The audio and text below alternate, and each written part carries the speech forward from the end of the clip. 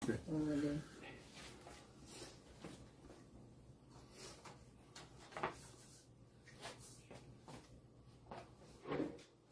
잠깐. 네. 이쪽으로. 네. 됐습니다. 하나, 둘. 아, 죄송합니다. 이렇게 오실 줄 알았으면 좀 촬영을. 원래 인터뷰 때는 사진 당연히 찍는데. 아, 네. 에포크 타임즈가 미국 4대 신문이라는 걸 제가 깜빡했어요. 미국에서는 그런데 네네. 한국은 아직 좀 많이 커야죠. 네. 변호사님 좀 키워주세요. 아, 네. 그럼 저 도와드리겠습니다. 네. 하나, 둘.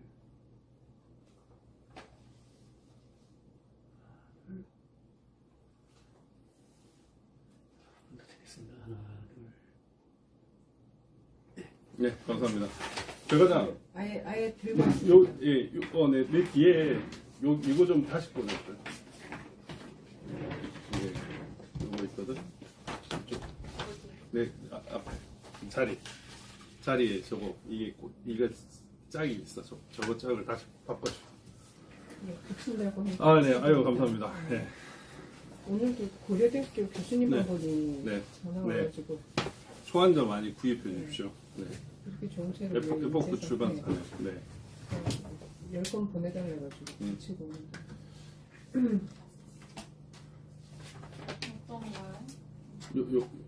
요거랑 연결되는 잭. 연결잭. 그 연결하는 잭이 있어. C타입이 붙어 있는 거. 떨어뜨리셨는데. 이건 운전이 따라. 저번에는 영상 촬영을 하셨는데 오늘은 영상 촬영은 아닌 거죠? 아, 오늘은 기억하시네요. 네. 아, 그때는 예, 영상으로 찍어서 저희가 사진 네. 캡처해서 쓰고 그랬죠. 네네네. 아, 그 인터뷰 오늘 봐도 참 새롭던데. 그러니까요. 그때 벌써 뭐 정재호라는 말씀하시면서 그런 내용들이. 네.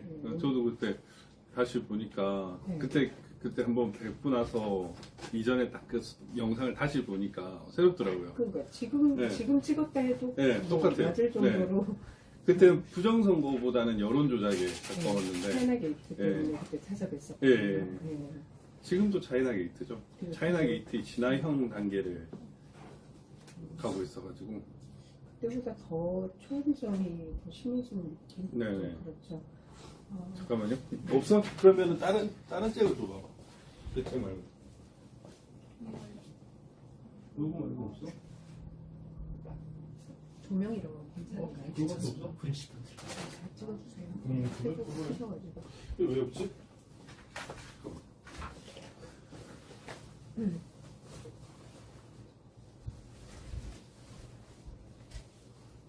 아, 찾았어. 죄송합니다. 다른 분이 같이 쓰시나 봐요? 아니요, 제가 씁니다. 원래는 하나하나 이렇게였는데 사무실 옮기면서 방 하나는 커졌는데 또 실제로 가용을 잘 못해가지고 그런 좀 아쉬움이 있네요. 언제 오셨어요, 여기로? 제가 2022년 2월 3일 정도에 왔어요. 그래서 3년 되셨는데 네네네. 한분 이사 오실 것 같은데. 네. 아니 사실 한번 깨끗하게 다 정리를 버릴 건 싹 다 버려야 되는데 그걸 제가 못해가지고 네. 그렇게 되더라고요. 좀 좀- 시작할게요. 되게 안타깝습니다. 네. 근데 손이 좀 올라오고 하는 게 네. 처음에는 좀 더 자연스럽게 네네네. 이렇게 손 동작도 하셔도 되고. 네네네. 편하게 말씀하실 때 제가 네. 알겠습니다. 그래서 뭐 어제 중국을 때려잡아야 됩니다. 이런 거. 질문을 사실 열 몇 개를 했다가 네네. 좀 줄여가지고. 예. 아니 뭐 즉흥적인 질문은 뭐 또 여러 개 하셔도 될 것 같아요. 알겠습니다. 그래서 이야기의 끝이 이게 서론을 네네. 윤 대통령이 최근에 이제 비상계엄 선포 그 근거 막 말씀하시잖아요. 네네네. 그래가지고 네. 부정선거입니다보다는 정확한 표현은 부정선거 의혹이라고 하는 게 맞는 것 같고, 그래서 그거를 재차 지금 4차까지도 막 거론을 하고 계신데 이게 예. 과연 입증이 될 것인가, 이게 최대 좀 관심사인 것 같아요. 이게 어떻게 될지. 근데 사실 부정선거의 증거는 차고 넘칩니다. 예. 그 개표장에서 발견된 투표지도 그렇고 증거 보존 절차나 재검표장에서 발견된 형상 보온 기능이 있는 투표지 이런 것들, 그리고 평균 4.7초당 한 표, 혹은 뭐 선거 막바지에는 2초당 한 표가 되는 그런 사전투표 조작 부풀리기의 정황, 그리고 개표 결과가 이미 증거라고 볼 수 있죠. 선관위에 올려진 개표 결과가 증거라고 볼 수 있고, 지금 저희가 그 2020년, 2022년, 2024년 뭐 영어로는 제너럴 일렉션, 프레지던셜 일렉션 이렇게 해가지고 그 개표 상황표를 다 또 많이 확보를 했어요. 그 전수 조사를 했고 개표 결과가 있기 때문에 그 차이를 상당히 많이 분석해 놓은 상태입니다. 그래서 그러한 자체, 뭐 투표용지 발급수보다 많은 투표지가 있다든지, 그 주민등록 그 인구수보다 많은 그 선거인 명부상의 증거, 이런 증거들이 너무나 많거든요. 그리고 선관위의 수많은 거짓말, 그리고 대법관들의 엉터리 엉망인 재판 진행과 이를 덮었던 그 판결문 등이 증거라고 할 수 있고, 실제로 제가 뭐 이제 도태호 변호사나 차기환 변호사님 등이 제안을 한 바가 있는데, 부정선거의 그 막는 최고의 정가의 보도가 뭐냐면 대법원 판결문이에요. 이 대법원 판결문을 작성한 사람, 예를 들면 조재현, 천대엽, 민유숙, 이런 사람들을 증인으로 불러가지고 그 당시에 재판 진행이 어떠했고, 증거조사를 왜 거부를 했고, 수많은 증거에도 불구하고 왜 그런 식으로 엉망인 판결문을 작성할 수밖에 없었는가, 이런 것들을 국민들한테 낱낱이 밝혀주면 국민들은 분노할 거거든요. 되게 심플한 일인데도 불구하고 많은 국민들이 작년에 선관위 그 채용 비리가 지난 10년간 전수조사를 했는데 1200건이 나왔다. 100%가 전부 다 불법이었다 라는 걸 모르고 있었어요. 근데 이번에 조금 드러났죠.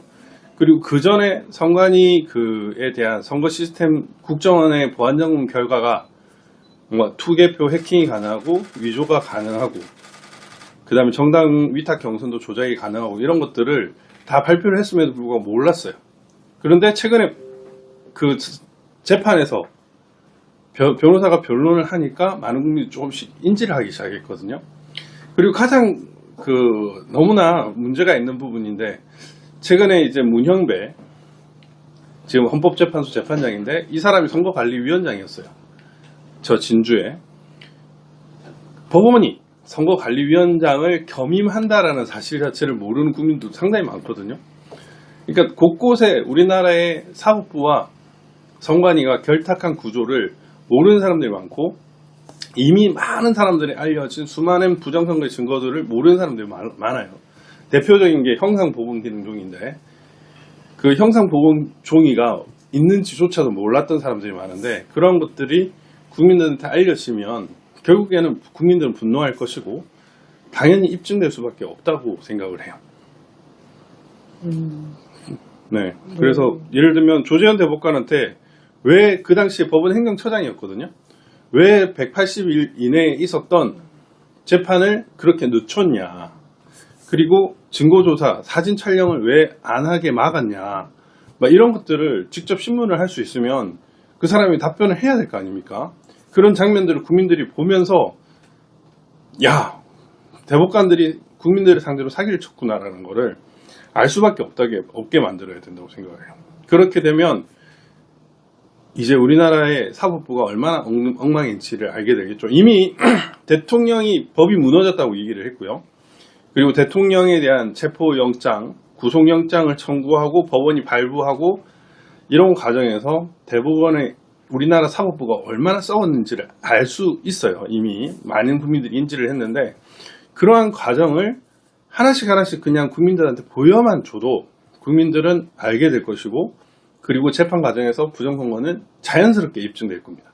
예를 들면은 뭐 김용빈이나 선관위에 있는 사람을 데려와가지고 왜 투표용지 발급수보다 투표지 수가 많죠? 인구수보다 많은 투표지가 왜 나오죠? 이런 것들을 질문할 때 이 사람들은 항상 이렇게 얘기를 하거든요. 관리 부실이다. 선거관리 부실이 투표지를, 인구수가 많은 투표지를 만들 수가 없어요. 투표용지 발급수가 많은 투표수를 만들 수가 없거든요. 그런 부실이 아니라 부정의 결과죠. 부정선거의 결과임을 국민들이 알 수밖에 없게끔. 그리고 형상보건기능종이 도대체 맞습니까? 라고 질문하면 아무런 답을 못할 거예요. 그런 것들을 우리가 국민들한테 알려주면 자연스럽게 입증이 된다. 단지 일부만 알고 있던 부정선거의 증거들을 국민들한테 다 알게끔 해주는 그런 효과가 있기 때문에 저는 당연히 입증이 된다고 보고 그냥 국민에게 알리는 그런 과정이 될 것이다. 이렇게 보고 있습니다. 알리는 과정이든지 지금 대통령께서 하시는 그런 변론들이 말씀인가요? 사실 계엄이 계몽령이라고 하잖아요. 지금 계엄령이 아니라 계몽령이라고 얘기를 하는데 그 윤 대통령이 사실 편한 길이 있었거든요. 예, 뭐 외신이라든지 트럼프의 직접적인 도움을 얻을 수 있는 그런 길이 제가 뭐 이제 이번 미국을 갔다 오기도 하고 한국에서의 이런 것들을 보게 되면 대통령께서는 충분히 부정선거뿐만 아니라 우리 대한민국 상황에 대해서 자기의 그 몸을 자유롭게 하면서 할 수 있는 길이 있었다고 보여져요. 다만 그걸 안 했던 이유는 저는 국민들한테 대통령이 구속됨으로써 더 많이 깨닫게 하려고 하는 그런 의도가 있지 않았나 이런 생각이 들어요. 지금 말씀하신 거는 이제 사람들이 알기만 하면은 이거는 네네. 다 좀 입증이 될 거다. 예. 이렇게 이해가 되거든요. 네. 사실 뭐 그때 민경원 의원님도 그렇고 4년간을 그렇게 하고 다니셨는데 네. 아직도 시민들 중에는 이걸 음모론이다. 네네. 안 믿는 사람들이 많은 거예요. 네네. 그 이유가 뭘까 이제 좀 궁금하기도 했는데 네. 그걸 이제 본 적이 없다는 네. 그런 거죠. 본 적이 없고 그걸 막는 무리들이 있죠.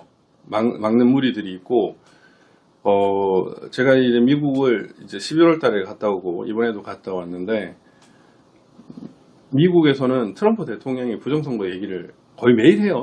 예, 인터뷰 할 때마다 하는 것 같아요. 그냥 뭐 이번 선거도 부정선거고 2020년 선거도 부정선거다라는 말을 하고 그 밑에 있는 벤스나 마이크 존스나 무수히 많은 사람들도 부정선거 얘기를 합니다. 거기는 너무 자연스러운 거예요. 근데 우리나라는 이 부정선거를 막는 무리들이 있어요. 그게 저 더불어민주당뿐만이 아니라 국힘당 내부에도 상당히 많은 세력들이 있어요. 그러다 보니까 이들이 제의를 하는 거예요. 이들이 무슨 자리를 줄게, 뭐 돈을 줄 수도 있고 다양한 경로로 그렇게 제의를 하고 또 약점을 잡기도 하고 그리고 부정선거로 또 지위를 올려주기도 하고 이렇게 하다 보니까 부정선거 카르텔이 형성되어 있는 거예요. 그래서 우리나라는 미국 공화당과는 달리 부정선거를 얘기를 하면은 안 된다고 보는 거예요. 그러다 보니까 국민들한테 확산되는 걸 막는 거예요. 여당도 막고 야당도 막아버리니까 이 부정선거가 많이 확산되는 거를 막으려고 하는 것 같거든요. 오늘도 조금 전에 보니까 이준석이가 뭐 부정선거 이거 토론하자, 뭐 무슨 부정선거 망령이 대한민국을 지배하고 있다 이런 식으로 물타기를 하는데 결국 부정선거를 저지른 중공 그리고 친중파 이들이 거대한 카르텔을 이용해서 부정선거 확산을 어떻게든 막으려고 하는 것 같아요. 제가 이번에 그걸 확실하게 느꼈는데 제가 이번에 이제 미국 트럼프 취임식을 갔잖아요. 그리고 스타라이트 볼이라는 마지막 피날레 하이라이트 행사를 갔어요. 근데 저를 보도하는 언론이 거의 없어요.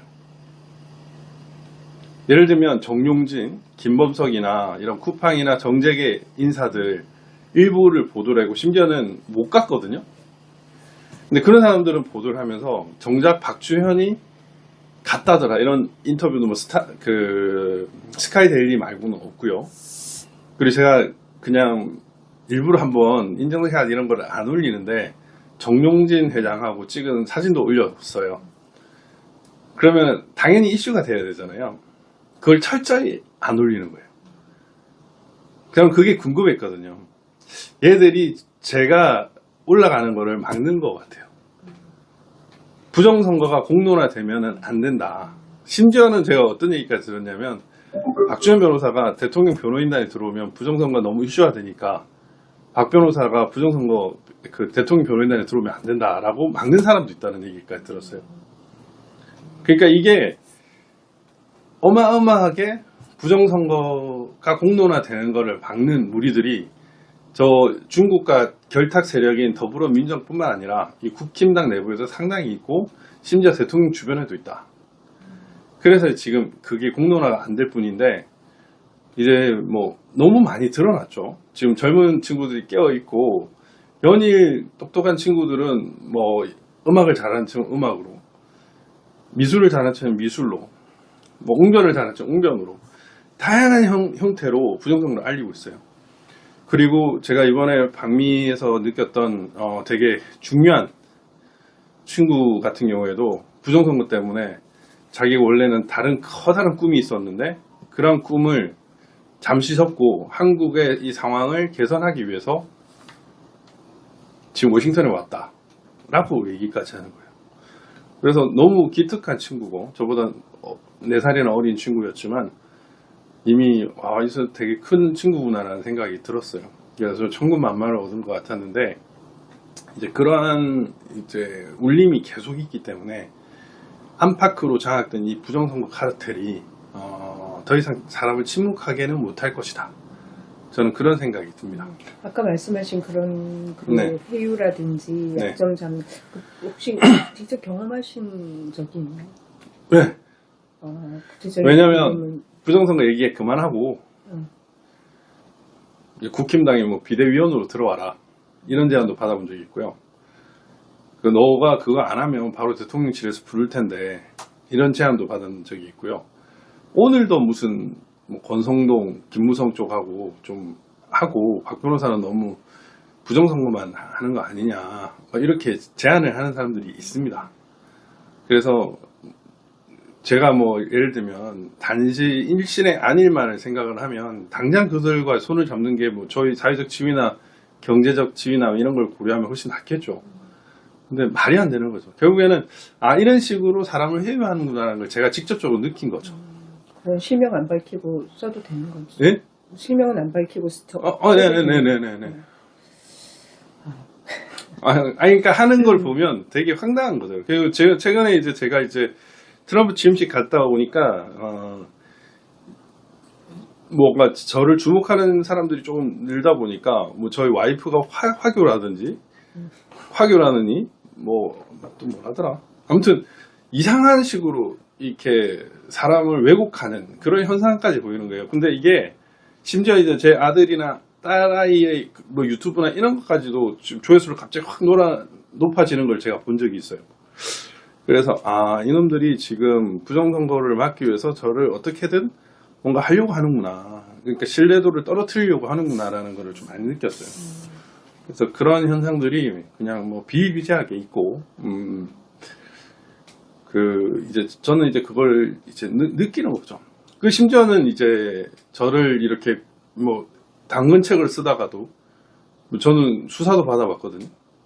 이제 뭐 서울경찰청에서 정치자금법 위반으로 수사를 받고 무혐의가 됐지만 수사를 받기도 했고, 그다음 대한변협에 성관이가 저를 징계 청구를 해가지고 징계 방어도 한 적이 있어요. 그게 한 1년 넘게 걸렸어요. 그런 식으로 괴롭히기도 하는 거죠. 그러니까 이제 당근과 채찍을 골고루 쓰면서 부정선거를 알리는 사람을 어떻게든 막으려고 했던 거예요.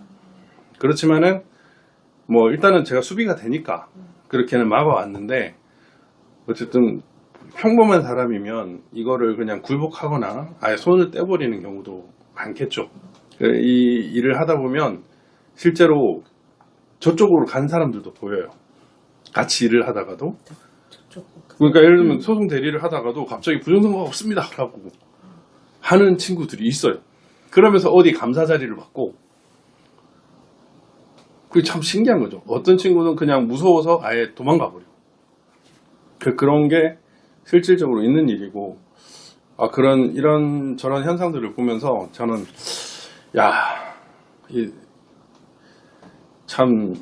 이 엄청난 카르텔을 어떻게든 깨부셔야 되겠구나 그런 생각을 했고요. 저도 사실 11월 6일이 작년 2024년 11월 6일이 D-Day라고 생각을 했어요. D-Day라고 생각을 했고, 만약에 트럼프 대통령이 안 됐으면 부정선거를 알리는 거를 접었어야 될지도 모르겠다는 생각을 했어요. 너무나 거대한 카르텔이 대한민국뿐만 아니라 세계를 덮쳤기 때문에 이거를 내 혼자 힘으로 아니면 이거를 외치는 우리 작은 사람들의 힘으로는 정말 이기기 어렵겠구나라는 생각도 했는데, 다행스럽게도 트럼프 대통령이 그러한 카르텔, 딥스테이트라고 부르죠. 트럼프 대통령은 딥스테이트를 무찌르고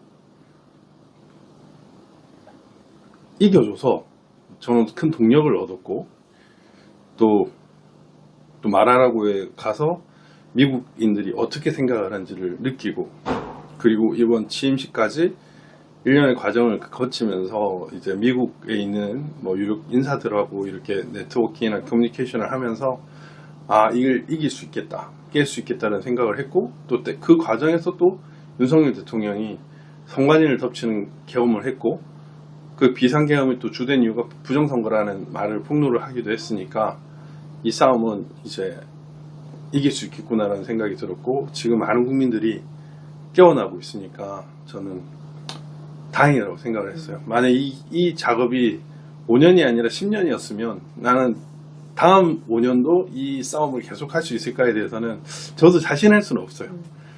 그래서 사실 와이프도 좀 그런 걱정을 많이 했거든요. 왜냐하면 제가 이제 커리어가 괜찮은 편이고, 객관적으로 봤을 때는 상당히 좋은 편이고, 여러 가지 좋은 제안들도 많이 왔는데, 왜 우리 남편은, 그리고 우리 사위는, 장모님 같은 경우에 왜 이런 돈 안 되는 일에, 또 어떻게 보면 위험한 일에 부정선거를 알리는 일을 계속 하는가에 대해서 조금 되게 마음 아파하셨는데, 그래도 나는 이걸 해야 된다고 생각했어요. 그렇지만 좀 힘들었는데, 그래도 트럼프 대통령이 이기고 마라라고를 가고, 또 윤 대통령이 비상계엄으로 부정선거를 외치고, 이렇게 하다 보니까 이제 사람들이 알아주는 거예요.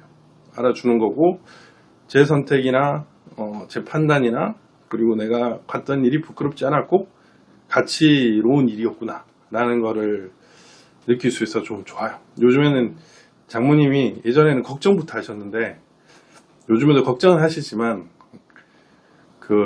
좀 더 잘 찾아보시고 와이프한테 부정선거 막 설명을 해주는 거예요. 그러면서 제가 와이프한테 니는 나랑 그렇게 살았는데 왜 그리 잘 모르노 이러면서 또 장모님이 막 설명을 해주니까 저는 그 모습이 너무 웃겨가지고 좀 재미있었죠. 재미있었고, 이제 이런 어떤 변하는 과정을 보니까 좀 저는 개인적으로는 좀 다행스럽다 이런 생각도 들고, 사실 제 동생 같은 경우에도 저랑 같이 변호사 사무실을 개업을 했거든요. 근데 변호사 사무실을 같이 개업했는데 형이 이제 부정선거 막 하니까 동생이 이제 형 때문에 돈 못 벌겠다고 이제 따로 나가서 사업을 차려가지고 따로 이제 한 지는 꽤 됐어요. 이제 지금 제가 싸운 기간이 이제 5년째 넘어가니까 그렇게 해가지고 사업을 상당히 잘 했어요.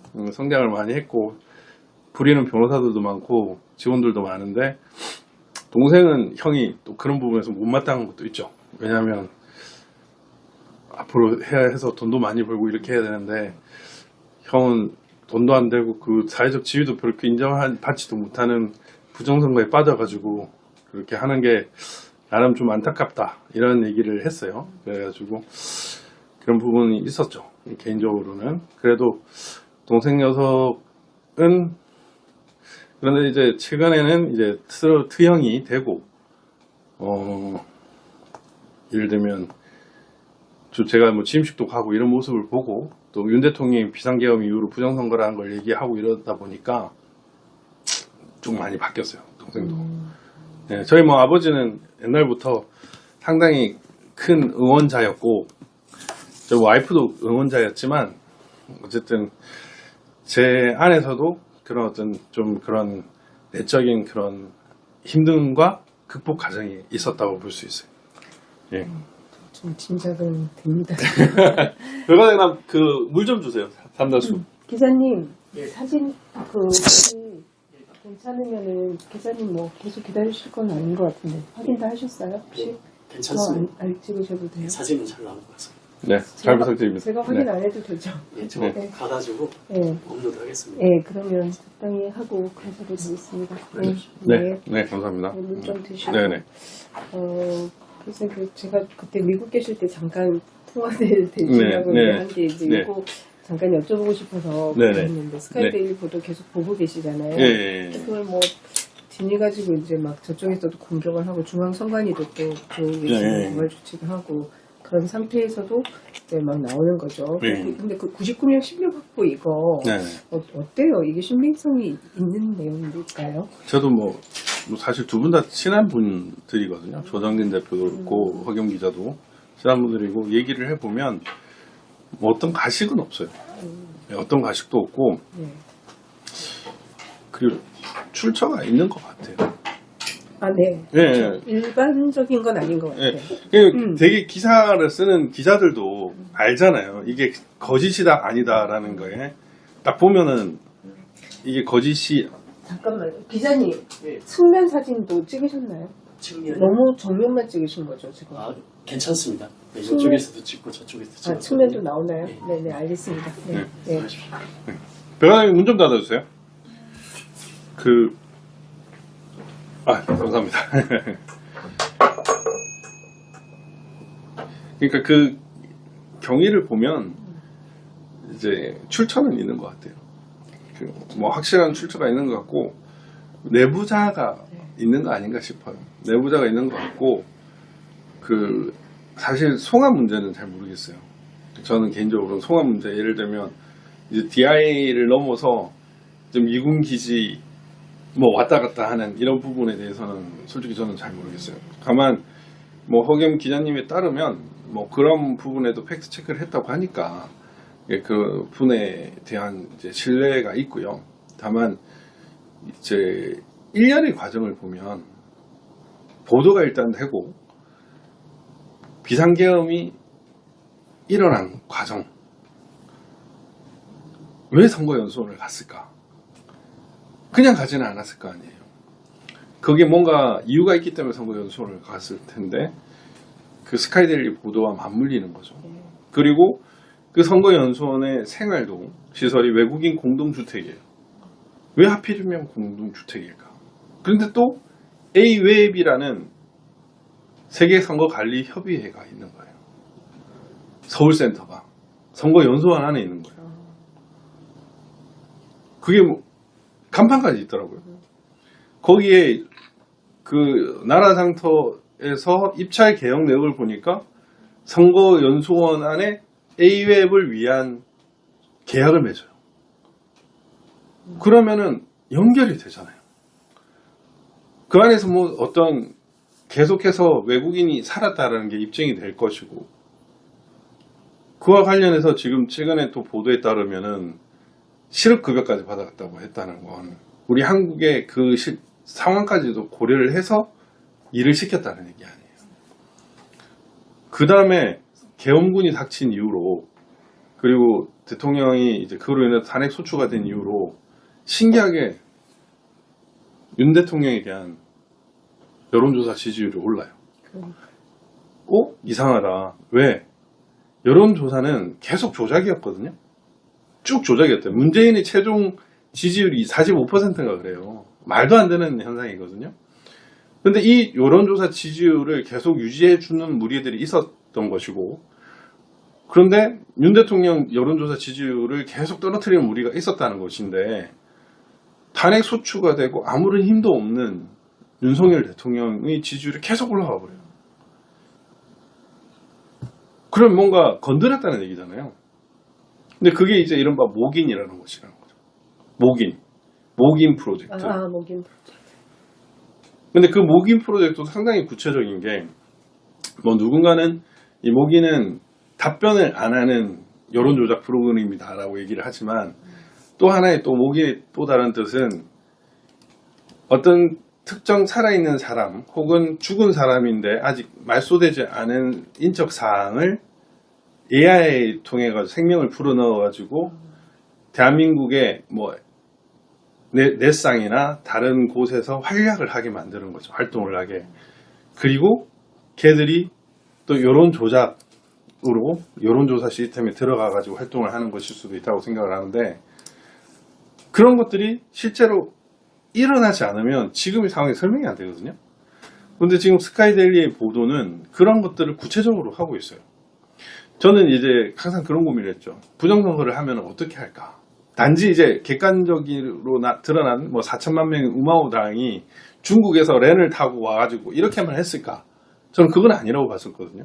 분명히 국내에서도 뭔가 작업하는 곳이 분명히 있었을 텐데 그곳이 과연 어디일까? 저는 그런 게 상당히 궁금했었어요. 그래 이전에 이제 제가 에포크 타임즈 처음 만났던 게 2020년경이었잖아요, 초에. 예. 그때 문제가 됐던 게 이제 게임방 특정 시설이 여론 조작의 그 시설로 이용되는 걸로 그때 있었잖아요. 그런 시설이 분명히 있을 거다, 국내에. 근데 국가기관이 그런 시설로 둔갑할 거라고는 생각을 못 했는데, 이번 비상계엄에 한 사람들이 그걸 친 거예요. 저는 그렇게 봐요. 그리고 이걸 과연 어떻게 했을까 이런 생각을 해보면 지금 스카이데일리 보도 요걸 봤을 때 정부가 우리 국내 정부가 아닌 것 같다는 생각이 들어요. 그럼 국외 정부인데 국외 정부라면은 어떤 정부일까? 우리나라에도 감청부대가 있거든요. 감청하는 국정원도 그렇고 군대 내부에서도 있고 감청부대가 있는데 그 감청부대가 국내만 이렇게 감청하는 게 아니에요. 국외에도 감청을 하거든요. 주 대상은 북한이겠지만 중국도 할 수 있거든요. 근데 이 중국을 대놓고 하는 감청부대가 있어요. 미국. 미국은 중국의 여러 움직임을 다 알아야 되기 때문에 중국의 동향을 누구보다도 잘 알아요, 미군이. 그래서 그쪽에서 흘러나온 소스가 아닌가라는 생각은 들어요. 그렇지 않으면 이게 안 되고, 사실 4.15 총선도 부정선거가 있을 거라는 보고가 요즘에는 그 스카이데일 때문에 DIA가 유명해졌지만 국방부 내에 정보기관인 DNI가 미 정보국이 그걸 먼저 캐치했다고 얘기를 했었어요. 그래서 4.15 총선 때 부정선거가 있을 것이라고 예언을 했거든요. 결국 그런 이유는 각종 감청이나 이 해킹 등을 통해 가지고 정보 전쟁을 펼치다가 중국의 부정선거와 연루된 시설을 발견을 했고 그것이 이 선거 연수원이다라는 것을 지목한 거 아닌가. 저는 사실 그렇게 보고 있고. 그 당시에 벌써. 네, 그 당시에 그랬고 선거 연수원 부분은 좀 더 구체적으로 파서 나온 게 아닌가 싶어요. 이미 그거를 했고 그래서 미군발 정보가 아닌가. 예, 예, 그런 생각은 듭니다. 그래서 지금 스카이데일리 보도는 단순하게 막연하지는 않다. 오히려 이런 보도는 대통령이나 국방부 장관보다는 실무를 담당했던 사람들이 더 잘할 거예요. 그래서 선거연수원을 왜 덮쳤을까에 대해서 아직도 그 헌법재판소에서 그게 밝혀지고 있지 않잖아요. 그거는 결국 그런 이유가 있지 않겠는가. 네, 그런 생각은 듭니다. 근데 이번에 보도 중에 그거 있었잖아요. 그 네. 붙잡힌 중국 간첩 혐의자들이 한국 네. 미국 선거 조작에 개입하고 네. 우리나라 댓글 조작에도 관여했다고 자백했다고 네. 이렇게 보도를 했는데 네. 그 우리나라 지난번 20대도 그렇고 4.15 때도 그렇고 부정선거 소송 과정 등에서 이 중국 선거 개입 문제가 네. 실제로 거론이 된 적이 있었나요 그때도? 거론은 제가 했죠. 아, 네, 뭐 임경우 의원도 했었고. 네. 근데 이게 아주 주된 쟁점은 아니었기 때문에 그런데. 그때 팔로우더 파티 뭐 하고. 예, 근데 팔로우더 파티 너무 어려워서 사실 저는 그 부분을 얘기를 안 하는데 그 아스키 코드를 가지고 팔로우더 파티 용행 건당적으로 얘기하는 것 자체가 설명하는 게 너무 어려워요.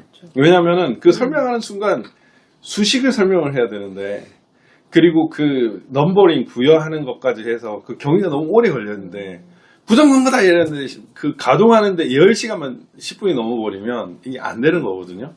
그래서 저는 이제 그런 부분에 대해서 좀 안 했었는데 이번에도 제가 사실 거론했습니다. 이번에 너무 쉬운 코드가 나왔기 때문에 1, 2, 3, 4, 5가 났잖아요. 1, 2, 3, 4, 5 이거만큼 확실한 중국 개입 증거는 없다고 생각해요. 양정철이 이제 단교를 갖고 텐센트를 방문했다라는 그 자체는 간접적인 정황인데 우리나라 선거관리위원회의 그 선거 시스템 비밀번호 패스워드가 1, 2, 3, 4, 5라는 거는 그거는 그냥 이지 넘버가 아니라는 뜻이거든요. 중국의 민원 발생 번호가 1, 2, 3, 4, 5라는 민원 발생. 민원 센터 번호. 우리 되면 뭐 전화하면 112, 네. 그 다음에 뭐 불나면 119 이런 것처럼 중국에는 민원 발생하면 1, 2, 3, 4, 5. 번호가 기네요, 5개. 1, 2, 3, 4, 5. 그리고 중앙정부하고 지방정부와의 관계를 잇는 번호. 그게 1, 2, 3, 4, 5예요. 그러니까 중국이 우리는 높은 상봉우리, 우리는 작은 상봉우리, 이런 문씨가 이런 얘기를 했잖아요. 그게 이제 중앙과 지방을 잇는 넘버 1, 2, 3, 4, 5인 거예요. 때마침 이재명이 시마이민한테 시에시에 있잖아요. 왜 중국에 왜 찝쩍거려요? 근데 이놈이 총선과 대선에서 했던 게 뭐예요? 구호가 1, 2, 3, 4, 5였어요. 2월 산스 우, 2월 산스 우. 우리나라 1, 2, 3, 4, 5 발음은 좀 어려운데 2월 산스 우는 쉽네요. 그러니까 이런 것들이 있었던 거죠. 그래서 중공의 선거 개입이 너무나 명확하다는 생각이 들고 이게 드루킹을 지금 갑자기 소환할 필요성이 있다는 생각이 드는 게 김경수가 드루킹한테 어떤 부탁을 했냐면은 지지율을 일정 이상 계속 만들어 달라고 했어요. 일정 이상. 그 당시에 제가 국회 부의장실에 있었는데 일정 이상 지지율을 확보해 달라라고 얘기를 했는데 이 일정 이상의 지지율이 뭐 한 50%가 될 수 있고 60%가 될 수 있고 40%가 될 수도 있어요. 대통령 지지율요? 예. 그런데 드루킹 그것을 해준 거예요. 댓글 작업을 통해 가지고 여론 조작도 했겠죠. 근데 안 밝혀졌을 뿐이고. 이 선거 조작은 선거 시스템을 조작하는 무리가 있고요. 그 다음에 투표지 위조를 하는 무리가 있고 배송을 하는 무리가 있습니다. 그 다음에 여론 조작을 하는 무리가 있고요.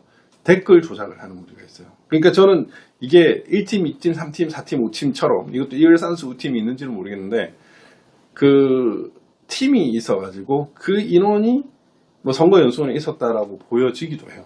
이건 그냥 저희 추측일 뿐입니다. 그렇지만 지금 스카이데일리가 보도한 것과 제가 알고 있는 기존의 이제 부정선거에 대한 어떤 집합적인 그런 지식하고 연결을 해보면 이런 그림이 좀 나오는 것 같아요. 이렇게 또 인터뷰를 하니까 그 말이 조금 정리가 되는 것 같네요. 근데 이제 일반적으로 아까 그 말씀하신 게 중국에서 민원 발생 번호다. 이거는 네. 어디서 그러면 찾아보면 다 나오는 네. 획득인가요? 그게 되게 요즘에는 좋은 게 하나 있잖아요. 저는 그 1, 2, 3, 4, 5를 대통령이 딱 설명을 했잖아요. 선관위 비밀번호가 1, 2, 3, 4, 5. 1, 2, 3, 4가 아니고 1, 2, 3, 4, 5라고 했다는 거예요. 대통령께서. 누가 1, 2, 3, 4 이렇게 했는데 아니야 그게 아니야. 1, 2, 3, 4, 5야 라고 얘기를 했다는 거예요. 그러니까 이런 1, 2, 3, 4, 5라는 것 자체가 뭘까라는 게 저는 되게 갑자기 궁금해졌어요. 근데 요즘 AI한테 물으면 나오는 거예요. 그래서 저는 처음에는 중국 1, 2, 3, 4, 5, 뭐 당교 1, 2, 3, 4, 5, 탄산트 1, 2, 3, 4 이런 걸 딱 그러니까 나오는 거예요 쭉. 그리고 한국의 1, 2, 3, 4, 5와 민주당을 쳐보니까 또 그게 나와요.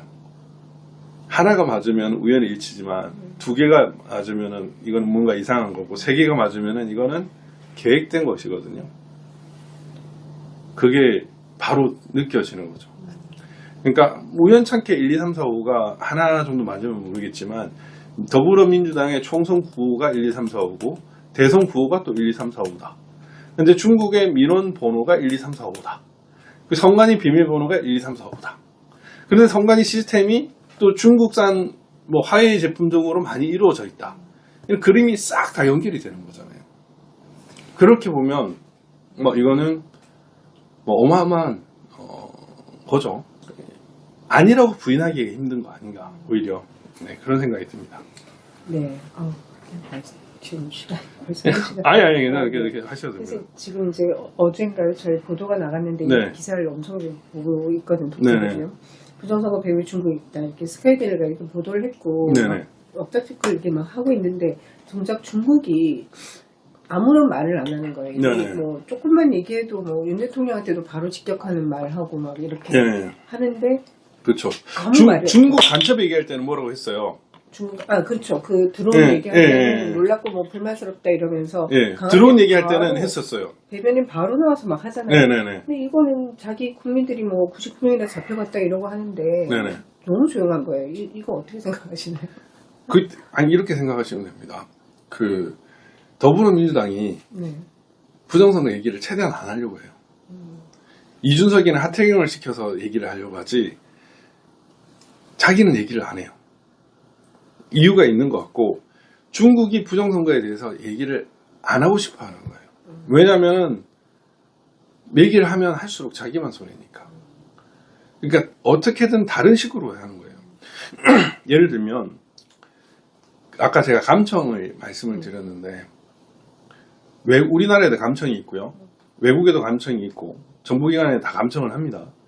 감청을 하게 되면, 감청 결과 이거다라고 얘기를 절대 안 합니다.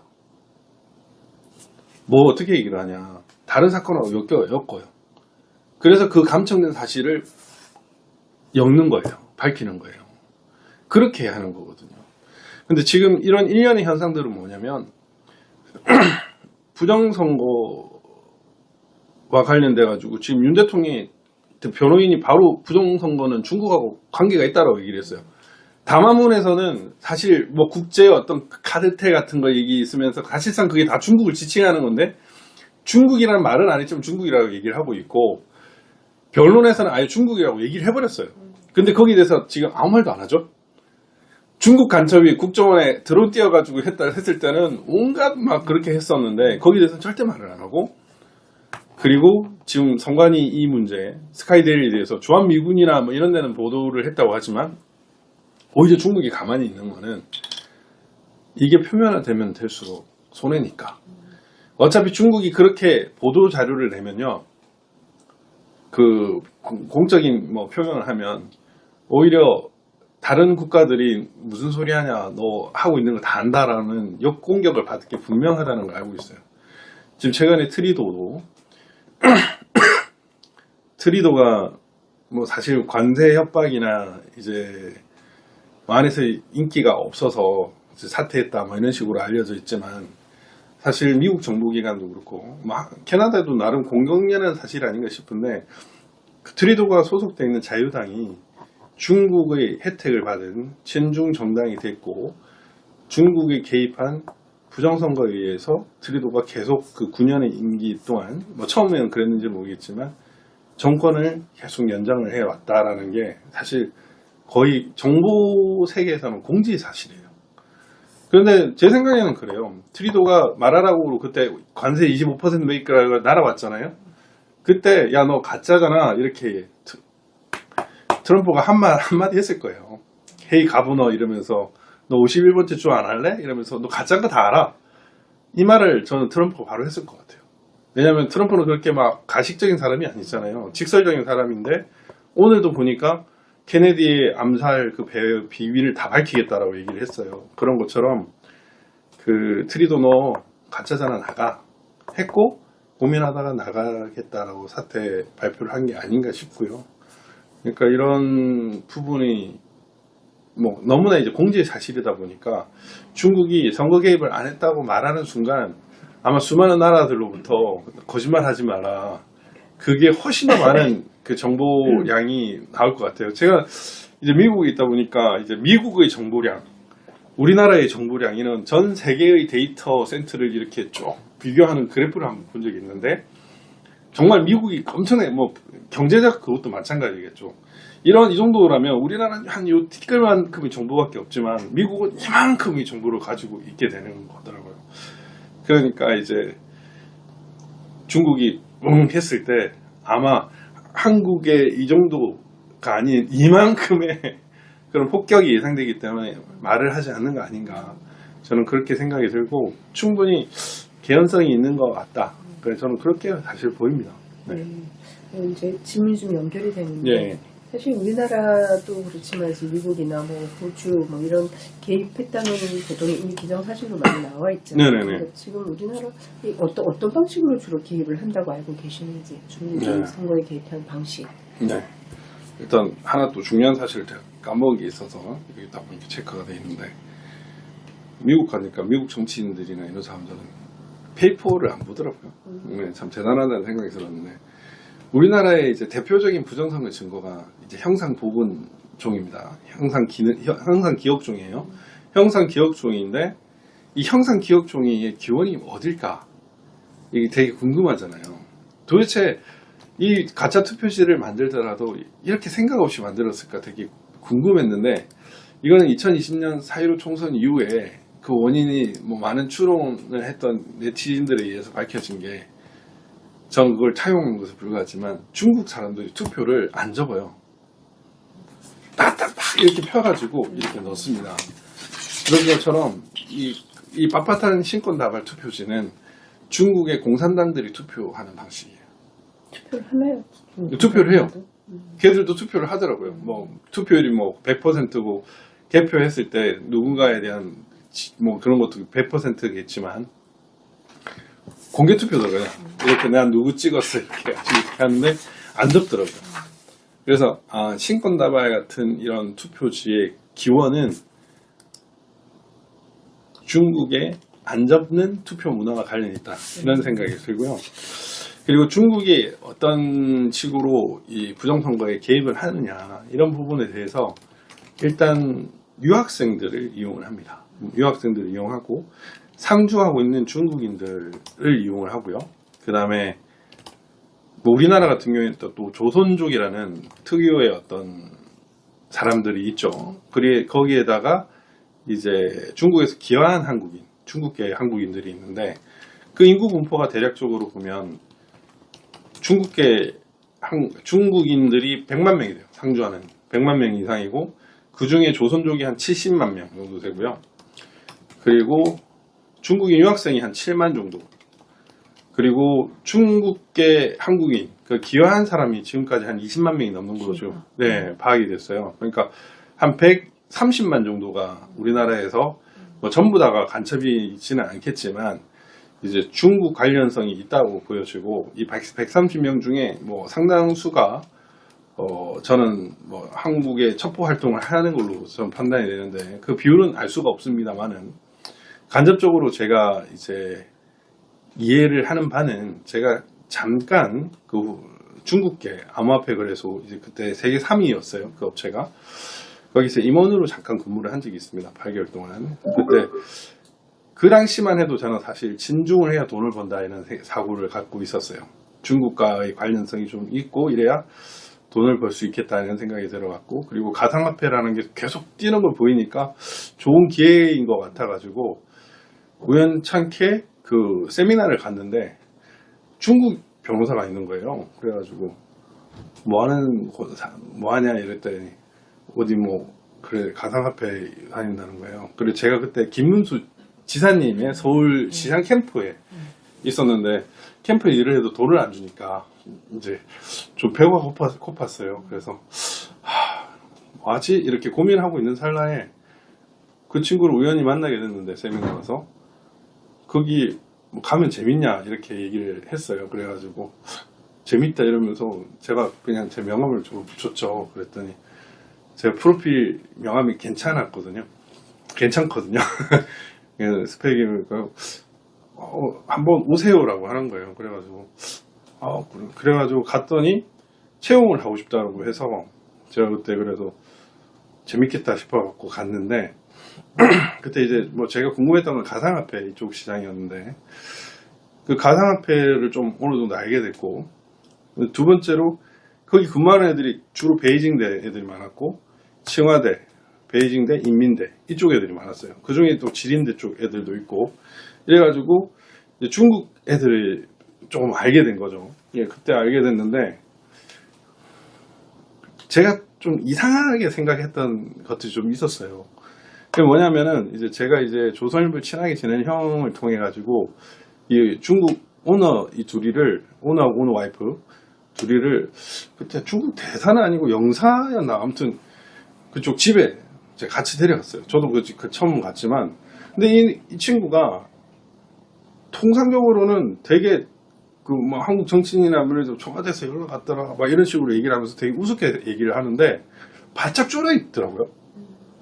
이놈 봐라. 저는 이해가 안 됐어요 이게. 그래서 이게 뭔가 있구나. 그리고 가상화폐는 항상 법의 경계를 넘는 거잖아요. 그래서 이제 혹시나 뭐 위법한 이런 부분으로 인해서 이제 이런 중국 오너들이나 이런 애들이 사법 처리가 될 걸 두려워하는데 한번 그런 얘기를 하는 거예요. 자기가 모시는 따오 같은 사람이 있는데 그 친구가 한국 정치권에 돈을 많이 뿌려놔서 우리의 신변이 최소한 좀 안정된다. 뭐 이런 말을 하는 거예요. 어느 일정 기간 정도는. 그래서 이게 뭔가 그런 생각을 제가 그때 했었죠. 그래서 야 중국 애들이 한국을 되게 많이 지금 점령하고 있구나 라는 생각이 들었고 그 다음에 제가 이제 충격을 먹었던 게 뭐냐면 암호화폐 이제 부자들이 막 한국에 오는데 뭐 쟤는 재산이 뭐 몇 조고 몇십 조고 이런 얘기를 하는 거예요. 뭐 채굴을 많이 해서 지금은 가상화폐 가치가 그때는 한 1,000만 원 이 정도였으니까 그런데 지금 1억이 넘으니까 훨씬 더 커버리겠죠. 그래가지고 이놈이 어떤 한 놈을 또 데려와가지고 저기 시그니엘을 그냥 카드를 주고 결제를 했다는 거예요. 부동산을 카드를 주고 결제를 해? 저는 그때 처음 알았던 사실이거든요. 근데 실제로 그런 일을 하더라고요. 그래서 저렇게 부동산을 쉽게 사는 애들이 한국에 이렇게 대거 들어오면 부동산이 폭등할 수밖에 없겠는데? 라는 생각이 들어가지고 저는 그때부터 좀 이상하다고 생각을 했었어요. 부동산이 저런 식으로 폭등하는 건 아닐까. 그러니까 제주도가 땅값이 오르는 이유가 중국 애들이 막 들어와가지고 막 안 사니까 땅값이 오른다라고 얘기를 하잖아요. 그래서 저는 그런 현상이 아주 파편을 봤을 뿐인데 이걸 문제 있다 이런 생각이 들고 그때 좀 충격을 먹었어요. 근데 사실 암호화폐 거래소에서 이제 8개월을 제가 근무했는데 그런 부분에서 좀 중국에 대한 입장이 조금 약간 처음에는 친중이 좋겠다고 생겼다가 중립기업 와갔다가 하는 행동으로 되게 부정적으로 좀 가고 있게 됐어요. 이렇게 가고 이제 계기가 또 사내 변호사 활동을 하니까 뭐 그다지 별로 재미도 없고 뭐 연봉은 그래도 뭐 적당히 받는 데다가 법인카드 쓰고 이렇게 하면 되는데 별로 할 일도 없고 이래가지고 항상 변호사는 이제 개업에 대한 좀 약간 로망과 두려움 같은 게 있거든요. 그래서 언제 개업하지 뭐 이런 생각을 하다가 좀 좋은 사건이 있기도 하고 이래가지고 그냥 이제 더 이상 못하겠다 이래가지고 8개월 만에 바로 때려치고 개업을 했고 그때 이제 가상화폐 시장 장악을 했죠. 물론 그 개업을 하는 과정에 그때 저희가 뭐 김현장하고 또 다른 업체에 썼는데 이제 의견서 같은 걸 보는데 막 몇 장 안 되고 내용 퀄리티도 나보다 못 쓰는데 이런 생각이 들었는데 뭐 3천만 원, 5천만 원 이렇게 받아가는 거예요. 그래서 이런 걸로 돈을 이렇게 받아간단 말이야? 막 이런 생각이 들어가지고 안 되겠다. 나도 이런 것도 해야 되겠다. 이런 생각이 들어서 그때 개업을 하게 됐는데 어쨌든 중국이라는 나라가 상당히 우호적인 관계를 유지할 대상으로 생각을 했다가 경제적으로도 상당히 위험한 나라구나라는 인식을 했고요. 그리고 이제 제가 이제 경제적으로 위험하다는 건 중국 경제가 위험하다. 불안하다? 아니요. 우리나라랑 중국에 교류하는 한국에 들어왔을 때 예를 들면은 부동산을 그냥 몇 명만 들어와가지고 사버리면 맞아. 순식간에 올라가 버리잖아요. 그러니까 그 가격의 그 시장 가격을 결정하는 게 수요만 높여버리면은 그냥 순식간에 올라가는데 중국 애들이 한 5명이 부호가 와가지고 사고 이래버리면 그냥 순식간에 가격이 올라가는 거예요.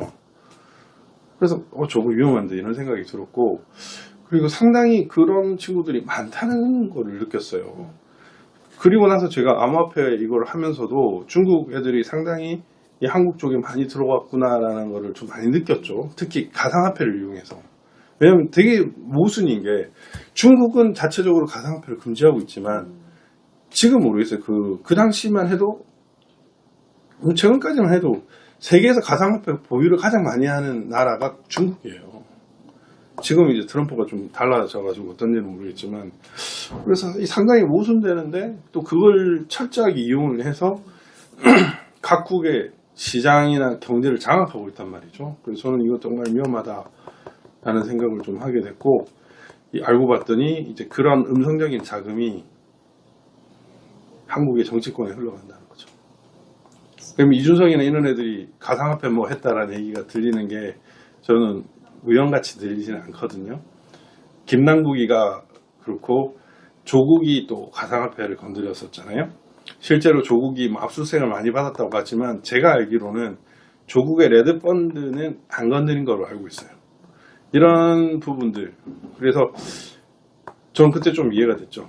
중국이 평균적으로는 가상화폐를 금지하고 있지만 이 엄청난 가상화폐를 이용해서 세계 각국의 자기 친중 국가를 수입하는데 이용하고 있는 것도 있다. 그리고 음성적으로 정치 자금을 전달하는 경로가 이게 아닐까.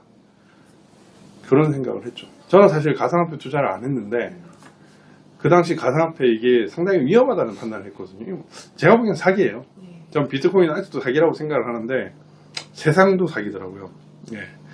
그래서 세상이 사기란 걸 몰라가지고 제가 투자를 못했습니다. 근데 세상도 사기다라는 그 거대한 진리를 알았으면 투자를 돈을 좀 많이 벌었을 텐데.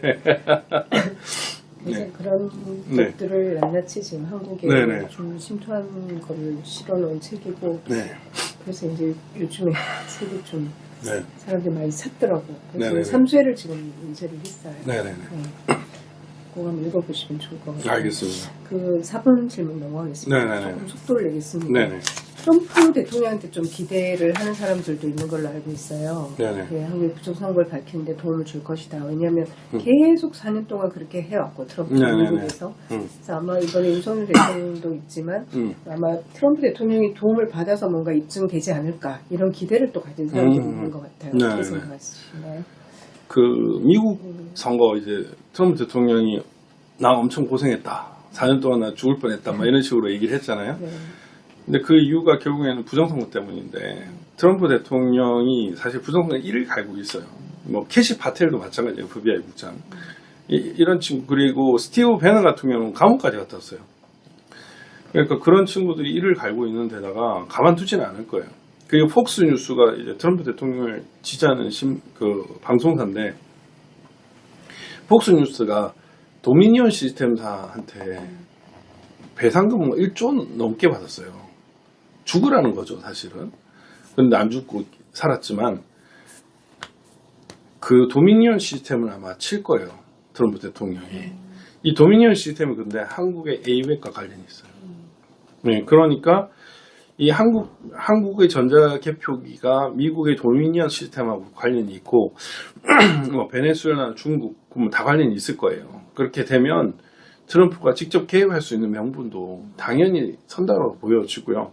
이 AWAB라는 국가가 결국 세계선거관리협의회가 아니라 세계선거 부정선거 수출국 협의회 막 이런 식으로 되고 있기 때문에 이 AWAB을 건드리지 않을 수가 없을 것 같아요. 그러면은 결국에는 트럼프가 개입할 명분을 가질 수밖에 없는 것이고,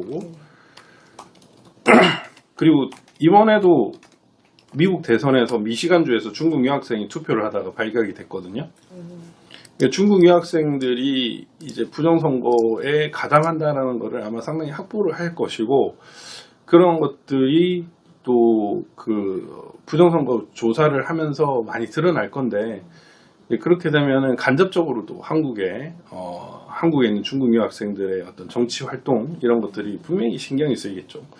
저는 좀 이해가 안 되는데 지금 그 JK 김동욱인가? 네. 예. 가수 하던 예. 그분이 어쨌든 되게 애국 우파더라고요. 근데 그분이 어저께 비자 신문 조사를 받았다고 제가 들었는데, 뭐 외국인의 정치 활동 금지 이거 관련해서. 근데 왜 수많은 중국인들은 조사를 받았다는 얘기가 안 나오는데 어떻게 이 JK 김동욱만 저게 나오나? 저는 이건 문제라고 보거든요. 이런 것도 한번 관계를 시킬 필요성이 있다는 생각이 들지만, 일단은 뭐 그런 선거 범죄와 관련된 측면에서도 트럼프가 당연히 개입할 수밖에 없을 텐데, 저는 이번에 그냥 미국 갔다 오니까 느끼겠더라고요. 트럼프는 한국을 버릴 수가 없구나. 네. 처음에 가가지고 둘째 날 이제 워싱턴 DC에 링컨 기념관을 가봤어요. 그때 우습게도 페미니스트들이 트럼프 반대 랠리를 시위를 하는 과정이었는데 그냥 저는 그 주변을 쭉 돌다가 링컨 기념관 딱 옆에 보니까 한국 참전용사 기념비가 있더라고요. 상당히 잘 돼 있더라고요. 그리고 우리 한국인들 전사자들 비롯해서 수많은 전사자들 다 그린 게 이렇게 다 있었어요. 링컨이라는 그 상징적인 인물의 바로 오른쪽에 한국 참전용사 기념비가 있고 이번에 트럼프 취임식 때 해외 파병 군대를 또 영상 통화를 했잖아요. 거기서 어디랑 했냐? 주한미군하고 했거든요. 주한미군하고 했어요. 저는 이런 게 다 메시지라고 봐요. 미국은 한국을 버릴 수가 없다라는 그런 판단이 들더라고요. 제가 11월 달에 마라라고로 갔을 때는 이제 한국의 부정선거를 알리고 윤 대통령을 좀 압박해서 부정선거 수사를 좀 하게끔 해달라. 이게 제일 첫 번째 목표였어요. 그랬더니 마라라고로 갔는데 첫 번째 준비했던 게 말할 필요가 없더라고요. 왜냐하면 미국인은 부정선거를 너무 잘 알고 있는 거예요. 각종 유형도 너무 비슷하고. 그래서 저는 그때 중국이 개입한 한국의 부정선거를 지금 윤 대통령이 수사를 안 하고 있는데 좀 수사를 좀 하게끔 트럼프 대통령이 되면 좀 압박을 해달라. 이 말을 주로 하고 다녔거든요. 근데 뭐 비상계엄까지 해버렸지만 이번에도 이제 한국을 좀 도와달라. 한국은 당신들에게 꼭 필요한 나라다. 뭐 이런 다양한 메시지를 담고 갔어요. 뭐 윤 대통령과 트럼프 대통령은 아주 비슷한 처지에 있다. 탄핵 소추 2번 당한 거라든지 이런 것들. 그랬는데 부정선거를 외친 것들. 최근에 서부지법 난입 사태가 그 인류 의사당 사태하고 비슷한 것처럼 너무 스크랩되는 그런 장면들이 많이 나오는데 그래서 그런 트럼프 대통령과 거의 동일한 처지에 있는 윤 대통령을 돕지 않으면 안 된다. 뭐 이런 얘기를 준비하고 또 실제로도 했었어요. 그렇지만 제가 미국에서 느낀 거는 미국은 한국을 도와줄 수밖에 없다. 그런 생각이 안 들 수가 없겠더라고요. 다만 어떻게 그 도움을 일으킬까 하는 구체적인 방법론을 좀 고민을 해봐야 되는데 그 방법론은 또 다양하게 있어야 할 것 같고 또 많은 교표들이 있고 또 다양한 루트로 한국의 상황이나 필요한 적절한 구제책들을 트럼프 진영에 전달할 수 있는 루트가 너무 많다는 생각을 하게 됐었어요. 그래서 그 트럼프가 당연히 도와줄 수밖에 없다. 그리고 실질적으로 한국이 지금 동아시아 정책, 미국의 동아시아 정책, 그리고 그냥 지금 현실상의 가장 최적국인 그 중국과의 대응 문제에 있어서도 한국을 넣어버리면은 절대로 안 되는 상황이죠. 여러 가지로. 그런 상황에서 당연히 미국은 한국을 친미국가로 만들어줄 수밖에 없는데 그러면 어떻게 해야 되는가 그런 생각을 했었어요. 근데 제가 이제 이렇게 알리는 과정에서 많은 사람들이 모르고 있는 게, 미국인들이 모르고 있는 게 한국이 약간 프로-차이나 국가가 아닌가 하는 착각을 하는 거예요. 그런데 한국의 많은 사람들은 반중이거든요. 예, 반중이거든요. 제가 그래서 오늘 한 시간 전인가 그 투표를 올렸는데 그 결과가 어떻게 되는지 한번 지금 체크를 해요. 당신은 어느 나라가 더 좋습니까? 우리나라 사람들 대상으로 7,600명이 있는데 네. 제 구독자 네. 여기 보면 몇 명 보세요. 어디 밑에요? 네. 7,600명이 투표를 했잖아요. 네. 그런데 100%가 예, 여러분 이렇게 100%가 그러니까 이렇게 한국인들이 미국을 좋아한다라는 거를 모르는 거이 많은 거예요. 실제로 더불어민주당 같은 경우에는 친중이잖아요. 걔들은 뭐 사실 거의 종중 세력들이잖아요. 종중 세력 아니면 뭐 중국 똘만이라고 보여질 정도로 중공의 하수인 같은 느낌이 드는데 뭐 새 인사하면 또 중국으로 뭐 하잖아요. 시니엔 콰이르 뭐 이런 얘기를 하잖아요. 근데 그 뭐 박주현 변호사 구독자들은 너무 확실하네. 3%나. 100% 미국 100%. 네네. 100%. 너무 1%는 해줘야 되는 거 아닌가? 이거 너무한데. 내가 중국으로 써야 되나? 예, 이런 게 모른다는 거죠. 이런 걸 모른다는 거죠. 한국 사람들이 중국을 얼마나 싫어하는지에 대한 그 인식 자체가 없는 거예요. 아직은. 그래서 외형상으로 보면 한국이, 저 친중의 나라 아닌가. 라는 그런 착각을 미국인들이 하고 있다는 거죠. 그래서 저놈들 우리가 도와줘야 돼. 라는 그런 거에 있는 것 같아요. 그래서 저는 사실 오늘 일부러 이런 여론조사를 만들었는데, 뭐 이런 걸 보여주려고. 근데, 백대영님 조작한 것 같은데. 무슨 공산당 그것도 아니고. 이거 너무 하시는데, 이거? 7,600명 중에. 저 중국 사이트에 좀 올려주세요. 몇 명 들어오나 보게. 시진핑한테 보여줘야 될 것 같은데. 그러니까, 와, 너무 심하네. 확실하다. 근데, 그런 것처럼, 이제, 한국이 친중 국가가 아니다. 한국 사람들이 대부분은 중국을 싫어한다. 이런 거를 좀 알려줘야 되겠다. 그리고 지금 한국에 장악된 메조리티 파리가 가짜 국회다. 이런 것들을 좀 알려줄 필요가 있고, 그런 작업을 하지 않으면 안 되겠다. 그냥 그런 생각이 들고요. 당연히 도와줄 것이고, 트럼프 대통령은 한국의 부정선거에 중국이 개입한 것도 잘 알고 있는 것 같아요. 예, 알고 있는 것 같고, 다만 이제 어떤 방식을 해서 한국을 도와줄 것인가는 좀 고민을 하지 않을까. 그 시점도 고민을 하지 않을까 이런 생각은 들어요. 그래서 그때 뭐 만나신 분들하고 그런 교감이 좀 있으셨는지 네네. 궁금해서 여쭤보는 네네. 거고. 그리고 만약에 그렇게 해서 이제 어떤 식으로 또 입증이 되고 부정선거가 있었다는 게 정말 밝혀진다면 국회를 포함해서 향후 어떤 변화들이 있을 것으로 예상하십니까?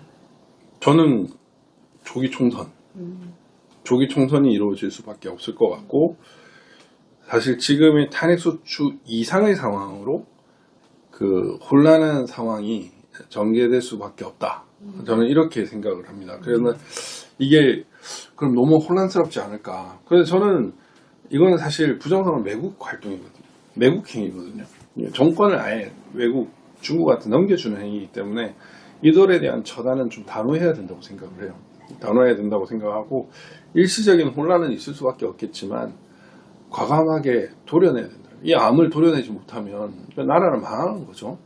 우리가 사실 뭐 5천년, 반만년 역사 막 이런 얘기를 하지만 사실 중국의 개입이 상당히 있었던 것이 사실이고, 우리 한국이 독립된 주체국가로 살아갔던 게 과연 얼마나 되는지에 대해서도 좀 잘 모르겠어요, 전 개인적으로. 근데 이런 부정선거를 세력을 척결을 하고 새로운 어떤 정말 자유민주주의로 똘똘 무장된 신진 세력들이 등장을 해서 정치를 하는 게 저는 바람직하지 않나 생각이 들어요. 근데 지금 보면 친중 세력들이 윤 대통령을 탄핵을 하고 내각제 개헌을 통해 가지고 친중 세력들의 기득권을 계속 유지하려고 하고 있거든요. 네, 그래 이런 것들을 막는 게 저는 필요하다. 그렇게 생각하고 있습니다. 이건 좀 다른 질문인데, 네네. 저 김두관 전 의원이 예. 민주당에서 부정선거를 이번에 주장했잖아요. 네네네. 굉장히 놀랍거든요. 예. 그가 주장하는 부정선거 유형은 좀 다른가요? 아니 똑같아요. 똑같아요. 그걸 제가 스카이데일리에 알려가지고 특종을 하게 만들었는데, 왜냐면 제가 그때 선거무효소송 변론을 하러 갔는데 김두관이 있더라고요. 그래서 저는 절망을 왜 왔지? 이런 생각을 했는데, 그래서 저는 염탐하러 왔는 줄 알았어요. 왜냐하면 윤 대통령이 부정선거 비상계엄을 했다고 하니까 지금 선거무효소송 어떻게 되는지 좀 그거 진행 경과를 한번 염탐하러 왔다 이렇게 생각을 했는데, 갑자기 원고석에 딱 앉더니, 원래는 제가 먼저 하고 있었는데 제가 이제 담당하는 소송이 많다 보니까 좀 쫙 얘기를 좀 하다가 제가 PPT도 준비하고 이래가지고 좀 시간이 오래 걸릴 것 같으니까 그 다음 사람부터 먼저 진행하고 하면 안 되겠냐. 그래가지고 김두관이 진행을 봤어요. 근데 갑자기 막 전자개표기 이거 부정이 많다, 이미지 파일 대조를 해야 된다, 막 이런 얘기를 하는 거예요. 김두관의 입에서. 김두관이 사실은 좀 뭐 행자부에서는 약간 우명의 장관이기도 한데, 뭐 이거는 나중에 이제 방송을 안 할 때 말씀을 드리겠지만, 어쨌든 행안부 장관이었어요. 행정자치부 장관이었어요. 선거와 관련된 주무부 장관인 거죠. 근데 그 사람이 부정선거라고 얘기를 하니까, 그런 그 또 다선에 그런 사람이 부정선거라고 얘기를 하니까 너무 신기한 거예요. 그러니까 우리나라는 지금 여당, 야당, 대통령, 전직 국무총리 다 부정선거를 얘기를 하고 있는데, 이 음모론자로 얘기를 하고 있는 이 가르텔이 있는 거예요. 그러면 이 애들이 말이 안 되는 거죠, 사실은.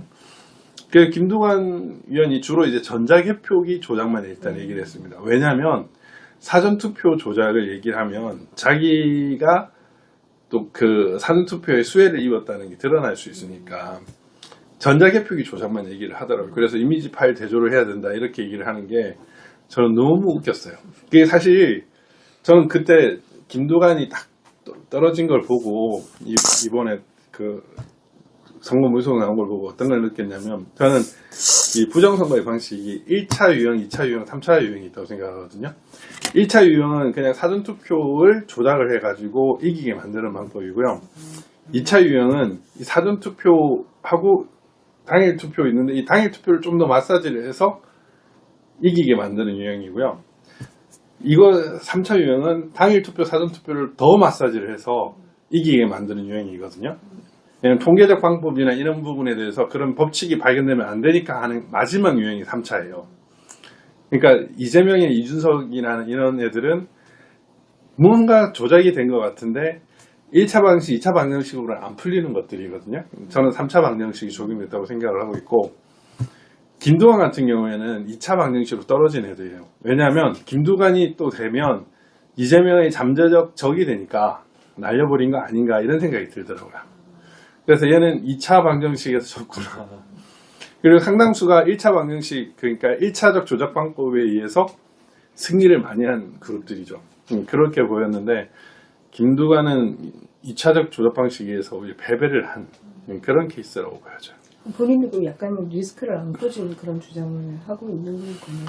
그러니까 걔도 아는 거겠죠. 왜냐하면 결국에는 이 상황에서 자기가 이제 정치적 지분을 다 잃을 수도 있겠다는 생각이 들기 때문에 이거를 없는 방법은 선거 무효소송이다라고 생각을 해서 선거를 무효화시키고 자기가 이제 정치 대비를 다시 할 수 있게끔 하는 게 자기의 정치 생명을 연장하는 방법이라고 생각을 해서 선거 무효소송을 제기한 것 같고, 다음에 어떤 식으로 할지는 되게 궁금한데 좀 신기했어요. 진짜. 네, 저는 그때 박수를 쳐가지고 그때 윤영진 변호사 같이 보고 있었는데 막 둘이 눈이 이래가지고 야, 저 무슨 소리 하는 거야? 근데 그게 웃긴 게 이현주가 이전에는 막 부정선거다라고 얘기를 했거든요. 선거 무효소송까지 제기를 했었어요. 그러면서 저한테 연락 와가지고, 원래 강민수 변호사한테 수임을 맡겼었는데 막 강민수 변호사는 너무 일도 안 하고 자기한테 연락도 안 하고 뭐 아무 조치도 안 하고 이런 거 있어가지고 저한테 막 온갖 욕을 다 하면서 저한테 수임 좀 해달라고 하는 거예요. 그래가지고 근데 그 당시 가세연을 건드리면 너무 제가 힘이 들까 싶어가지고 뭐 위원님 죄송하지만 제가 위원님 부탁을 제가 들어드리면 뭐 강변도 그렇지만 김세희 하나 뭐 이런 사람들과 관계가 너무 안 좋아져서 제가 감당이 안 된다 이래서 제가 정중히 거절을 했는데, 자기는 부정선거라는 걸 알고 있어요, 그 사람. 그러니까 선거무효소송도 했죠. 그때 국힘에 있을 때. 네네네. 그렇게 얘기를 했고, 그러면서 막 국힘 사람들 비겁하다면서 이렇게 얘기를 했던 사람이 지금 어제 뭐 했더라? 구글하고 네이버에 뭐 전환길 등 뭐 부정선거 뭐 어쩌고저쩌고 하면서 이거를 입 닫게 만드는 소리를 하는 거예요. 야, 쟤는 뭐 부정선거라고 저렇게 얘기를 하더니 또 부정선거를 하는 사람들의 입을 막는 역할을 하는 걸 보고 저는 정말 저런 인간 유형은 도대체 어떻게 봐야 되나. 근데 사실 뭐 제 주변에 있는 변호사들 중에도 그런 말을 하는 사람이 있어요. 아까 뭐 어디 그런 걸 보면 참 양심을 털는 사람들이 있구나 이런 생각을 하죠. 네, 정말. 근데 뭐 한편으로 김두관이 그렇게 진실한 목소리를 내줘서 감사하다는 생각도 들어요. 아유 참네 이런 생각이 들었죠. 그때 한번 찾아뵌 적이 있는데 의원으로 계시고 네, 네, 그때 션인 공연 이런 것도 얘기도 하다가 네, 네, 네. 저희가 봤을 때 중국을 오래 못 갈 것 같다 그러니까 네. 좀 이따가 그만 가시라고 그렇게 그러니까 제가 알기로도 김두관도 중국 커넥션이 좀 있는 걸로 알고 있는데. 사진 이런 거 보면은 네.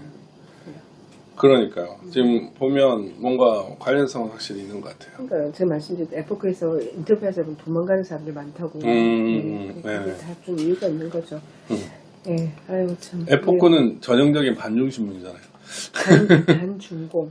반중공. 그러니까 공산주의의 차이나 CCP. 네, 예. 맞서. 그러니까 이게 한국 사람들 아직 그게 안 되는 네. 게 중국과 중국 공산당 구별을 아직 못하는 네, 거죠. 네, 우리 네. 철저히 구별하거든요. 네, 네. 그래서 중국을 싫어하는 게 아니고 공산당, 중국 공산당의 어떤 그런 걸 폭로를 계속 이제 25년 동안 한 네. 거죠.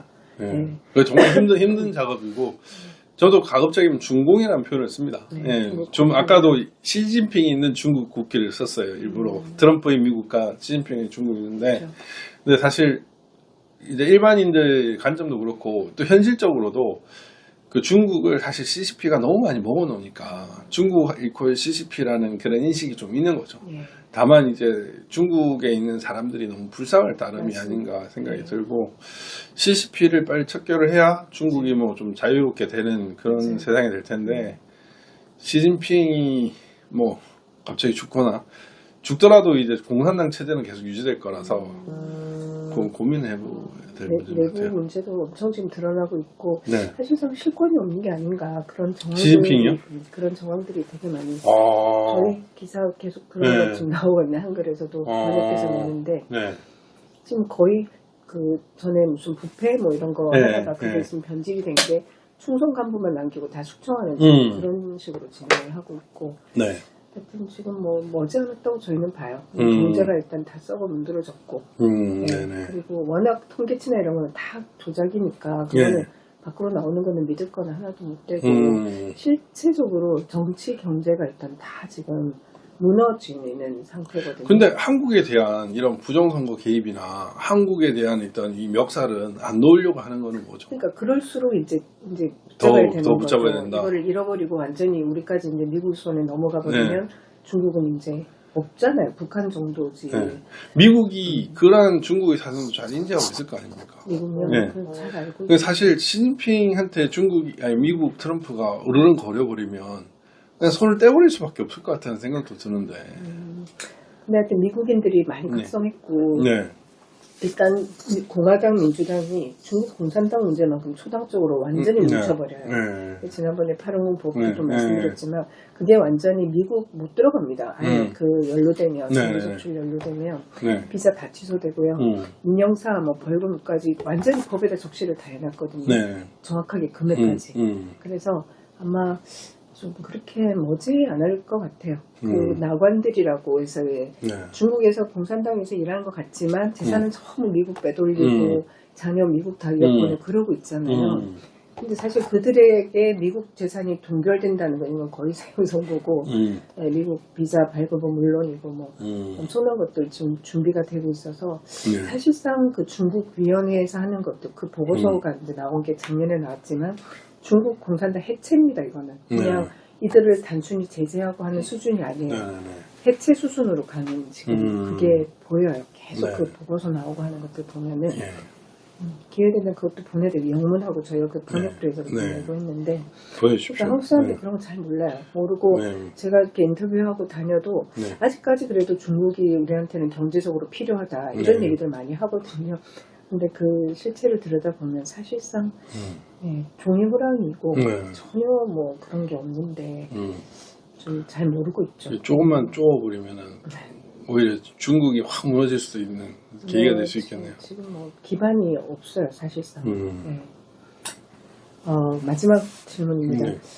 선거 부정. 저희는 이제 선거 부정이라는 단어를 더 좋아하는 게 네. 이제 부정선거가 이제 입증이 되고 밝혀지면 네, 네. 하겠지만 이건 너무 포괄적으로 전체적인 어떤 네. 문제라면은 네. 선거의 무결성 문제거든요. 네. 근데 이거는 조금 있어도 저희가 얘기할 수 있는 거라 예. 선거 부정이라는 단어가 더 정확한 지금 현재로서는 네. 선거 사기. 하는데 예. 네, 선거 부정을 방지하기 위한 그런 방안은 무엇이라고 생각하시나요? 그리고 마지막으로 이제 K10팩 대표시기도 한데 네, 네. 앞으로 이제 이런 걸 선거 부정을 막기 위해서 네. 국내에는 물론 국제 어떤 활동 계획이 있으신지. 네. 근데 저는 일단 선거 이 부정 문제를 가장 잘 대응하고 있는 나라가 대만인 것 같아요. 네. 대만이 일단 당일 투표소 수개표를 하고 뭐 부재자 투표도 없고 뭐 재외국민 투표도 없고, 예. 뭐 사전 투표도 없고 오로지 오로지 당일 투표만 있고 당일 투표 수개표만 하거든요. 그래서 그 시스템을 해야 될 것 같아요. 선거가 왜곡된다는 것이 방지하는 게 제일 중요한 가치라고 생각이 들고, 그 다음에 여러 사람을 투표하게 만드는 거는 그 다음 문제인 것 같아요. 그리고 당일 투표 충분히 투표할 수 있어요. 해외에 있는 사람도 투표하고 싶으면 미리 한국 와가지고 투표하면 되거든요. 그렇게 하는 시스템을 구축하는 게 저는 제일 필요하다. 그런 생각이 들고, 그 다음에 이제 바로 선거 후 감사제도, 선거한 다음에 한 몇 개 지역에 대해서 바로 즉각적인 감사를 할 수 있게 만드는 거예요. 그래서 부정선거를 하면은 안 된다라는 인식을 하게끔. 그래서 다 까버리는 거죠. 예를 들면, 이런 식으로 했고, 이런 식으로 이제 감사를 했습니다라고 공개 감사를 해서 선거 부정의 우려를 최대한 없애는 게 필요하다는 생각이 들고요.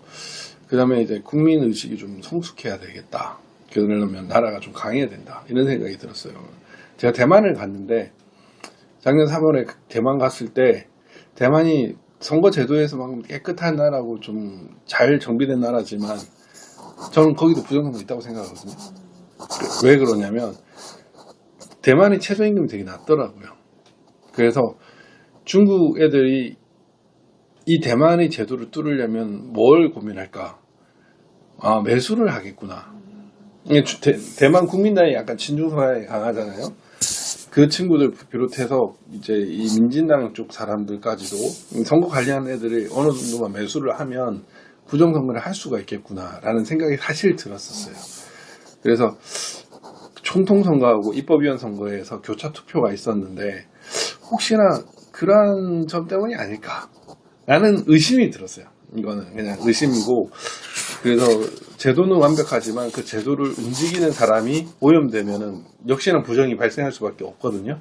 그래서 그런 게 없으려면 나라가 강해야 됩니다. 부강해야 되고, 그런 어떤 경제적 약자들이 많은 나라가 돼버리면 어떤 식으로든 그 제도를 침략하는 그 방법을 고민할 수 있기 때문에 저는 그런 생각이 들고요. 그 다음에 선거라는 과목을 하나 만들어야 될 것 같아요. 그래서 뭐 옛날처럼 막 1시간이라도 이 선거에 대한 의식, 아니면 자유민주주의에 대한 의식을 계속해서 배우고 그거를 그런 생각이 좀 많이 들었어요. 이번에 이제 미국 가가지고 그 미국의 그 트럼프 대통령 취임식을 진짜 8시간을 봤거든요.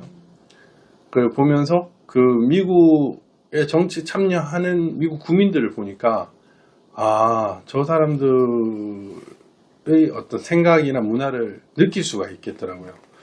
그런 선거라는 과목에 그 리더의 교육이라든지, 그 다음에 유권자를 어떻게 해야 된다든지, 국민의식은 어떻게 만들어져야 된다든지, 이런 교육을 별도로 만들어서 부정선거가 없게끔 하는 그런 나라를 만드는 게 중요하지 않나 라는 생각이 저는 사실 좀 많이 들었어요.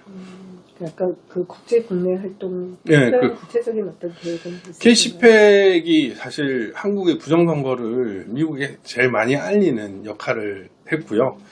이 K10팩이 이제 10팩의 어떤 한국 지사라고 볼 수 있는데, 그런 그 점을 이용해서 한국에 있었던 각종 그 문제, 특히 이제 부정선거에 대해서 많이 알리는 역할을 해왔고, 전통적인 한미 동맹 강화라든지 이런 것도 계속 해왔죠. 이제 부정선거와 관련돼서는 국제 감시단이라든지 이제 무결 선거 네트워크가 미국의 라라 트럼프하고 마이클 와틀리 중심으로 이미 미국에 형성이 됐더라고요. 한국으로 치면은 부정선거 방지대죠. 예, 그런 것처럼 이 한국의 이 무결 선거 네트워크 같은 거를 미국과 좀 있는 작업을 하면 어떨까? 저는 사실 좀 그런 생각을 해봤습니다. 그래서 이번에도 트럼프 대통령이 부정선거 얘기하면서 마이클 와틀리 막 이렇게 했어요. 그렇게 했던 게 결국에는 부정선거를 막지 않았으면 졌다라는 그 인식이거든요. 또 이번에는 뭐 투리 이런 얘기를 했단 말이죠. 그러니까 그런 것들이 결국에는 이거 국제 연대를 하기에 되게 좋구나. 그런 생각이 들고 한국이 지금 단핵 상황이나 비상 상황 자체가 부정선거 때문에 일어났는데 이러한 상황을 좀 이제 바꾸고 또 다시는 이런 상황이 안 생기게끔 하는 작업을 하는데 좀 역할을 해보고 싶다. 뭐 그런 생각이 좀 있어요. 네. 네. 중요한 질문 거기까지인데요. 네. 이번 방미에서 또 뚜렷한 다른 어떤 성과 혹시 있으셨나요? 뭐 이거는 예를 들면 이재명 제재, 대북 송금 제재 이런 움직임이 있고요. 미국에서. 네네 그런 게 있고. 그 이제 대화 통해서 알게 네, 되신. 뭐 한국의 대법관들, 그다음에 이번에 체포영장, 구속영장을 친 법관들, 이 사법부가 사실 개념을 상실한 거죠. 이 친중 세력들의 쿠데타, 뭐 이런 식으로도 미국에서는 인식을 하고 있는데 여기 가담한 사법부, 그다음에 부정선거, 중국에 의한 부정선거를 막은 대법관들, 이런 부분들에 대한 제재 필요성, 뭐 이런 것들이 좀 필요하지 않나. 뭐 이런 것들을 좀 공감을 하는 사람도 있었고요. 예, 실제로 이제 베네수엘라 같은 경우에는 부정선거, 그 마두로의 부정선거에 가담한 대법원장이나 대법관, 선관위 직원이나 검사, 뭐 이런 정보기관 요원들까지 지금 다 미국의 대북 제재 대상이 되고, 대북 제재가 아니고 미국의 제재 대상이 되고 있거든요. 그런 것처럼 우리 한국도 실질적으로 이제 트럼프가 칼을 빼든다면 그런 움직임까지도 고려해 볼 수 있지 않을까. 뭐 그런 생각까지도 연루가 돼 있지 않나 이런 생각을 좀 듭니다. 알겠습니다. 뭐 더 하시고 싶은 말씀 있으면. 아무튼 우리 에포크 타임즈 잘 되길 바라고요. 네. 어쨌든 네, 잘 도와주십시오. 저도 열심히 해보겠습니다. 그 옛날에 그때 드렸던 그 책 두 권이랑 그 네네네. 안에 다 모든 게 다 들어있어요. 네네. 되게 바쁘셔서 아마 책을 네. 잘 못 보실 텐데. 이중 보시면 교수님 뭐 강의도 한번 들었던 것 같긴 해요. 이제 너무 잘 이제 아시더라고요. 네. 오른쪽으로 치우쳤다고 비판하는 사람도 있는데 네. 한국에 대한 얘기가 되게 많이 나오는 거예요. 네. 이 책 소환님이 원래 네. 중국에서 나온 책 이름인 건 아시죠? 누구요? 중국에 아, 국민 그래요? 두 명이 낸 책 이름인데 이제 그걸 따오면서 중국의 초안전이라고 해서 저희 에포크 타임스에서 출판을 하는 거예요. 아, 그렇구나. 2023년도에. 그래서 그 음. 책이 이제 꾸준히 팔리긴 했는데 최근에 네네. 와가지고 네네. 이제 이런 사태 속에서 사람들이 막 찾는 거죠. 그래서 네네네. 오늘도 뭐 또 교수님이 전화 와가지고 책 너무 좋다고 이제 막 얘기하시고 하는데. 근데 한국 상황이 제일 적합한 상황인 것 같고. 지금 네. 트럼프하고 윤 대통령하고 한 10가지 뭐 공통점 뭐 이런 것도 나온다더라고요. 뭐 10가지 이상인 것 같은데? 지금 뭐 보니까. 체구도 그렇고 뭐 여러 가지로. 최고는 윤 대통령이 너무 작죠. 우리 한국인 치고는 윤 대통령이 178이니까. 되게 네. 정의롭고 이제 네. 그런 전통적인 가치를 소중히 여기고 네. 이런 것들부터. 네. 직함은 그냥 변호사로 쓰면 될까요? 변호사 K시팩 네. 대표. K시백 대표 두 네, 개를 네. 쓰면 되나요? 네. 아니면 저번하고 달리 조금 그 소개를 할 수 있으면 혹시 프로필 정리된 거 있으면 하나 네, 저 보내주시면 보내드리겠습니다. 학력이라든지 이런 네, 것부터 해서 예, 그렇게 하나 보내드리겠습니다. 보내주시면 네, 좀 네. 구체적으로 예, 쓰겠습니다. 알겠습니다. 아유, 장시간 고생하셨습니다. 네, 감사합니다. 아유, 우리 아까 네. 들어오셔가지고. 예, 여러분 감사합니다. 예. 뭐 특별한 논란은 없었죠? 예, 잠깐만요. 많이 들었네. 1666면. 예, 박주현 변호사 TV 구독, 좋아요. 네. 안녕. 제 목소리도 막 나간 거죠. 네네네. 아이고. 참. 괜찮아요. 네. 아, 이번에 혹시 가셨을 때 윤상현 의원 보셨나요?